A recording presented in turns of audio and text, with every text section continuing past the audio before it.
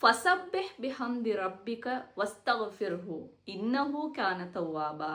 எனவே உமது இரட்சகனை புகழ்ந்து துதிப்பீராக, அவனிடமே பாவ மன்னிப்பும் தேடுவீராக அப்படின்னு சொல்லி அல்லாஹ் தஆலா கடைசி வசனத்துல சொல்றான். சோ இது இன்றைக்கு எங்களுக்கு மிகப்பெரிய எக்ஸாம்பிளாக இருக்குது. ஒரு சந்தோஷமான ஒரு மொமெண்ட் நடக்கும் போது, ஒரு வெற்றிகரமான ஒரு நிகழ்வு நடக்கும் போது நம்ம நினைக்கிறது என்னன்னு சொன்னால், எல்லாமே என் செயல், என்னுடைய வெற்றியால், என்னுடைய திறமையால் மட்டும் தான் எல்லாம் நடந்தது அப்படின்னு சொல்லி. சோ எக்ஸாக்ட்லி அங்க என்ன நடந்ததுன்னு சொன்னால், அல்லாஹ்வுடைய நாட்டம், அல்லாஹ்வுடைய நாட்டம் இல்லாம இந்த உலகத்துல ஒரு அணுவும் அசையாது, எந்த ஒரு காரியமுமே நிறைவேறாது. சோ அல்லாஹ் தஆலா சொல்ல வரக்கூடிய விஷயம் என்ன அப்படின்னு சொன்னால், ஒரு ஹாப்பி மூமெண்ட்லயும் அல்லாஹ் தஆலா மறந்துடாதீங்க.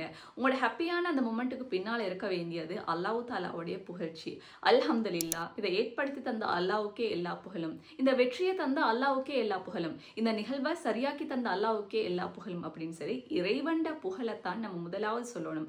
அண்ட் அடுத்த விஷயம் நம்ம பாவ மன்னிப்பு தேடணும். பிகாஸ் ஒரு புகழ்ல உச்சகட்டத்துல நம்ம இருக்கும் போது நமக்கு ஒரு பெருமை வரும், ஒரு அகங்காரம் வரும், நான் தான் எல்லாமே அப்படிங்கிற ஒரு உணர்வு வரும்.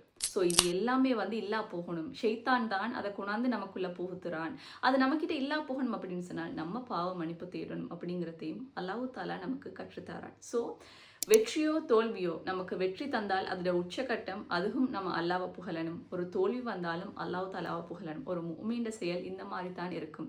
இந்த சூறாவை பொறுத்தவரையில இது டீப்பான தஃப்சீர் கொண்ட ஒரு சூறான்னு சொல்லலாம். பட் டீப்பான விஷயங்களை நம்ம பேசாட்டியும் கூட மேலோட்டமாக என்ன விஷயம் இருக்குது அப்படிங்கிறத நான் சொல்லியிருக்கிறேன். ஸோ கண்டிப்பாக வெற்றி வந்தாலும் அல்லாஹ் தஆலாவை புகழ்வோம், தோல்வி வந்தாலும் அல்லாஹ் தஆலாவை புகழ்வோம் அப்படிங்கிறது தான் இதுல முக்கியமான விஷயம்.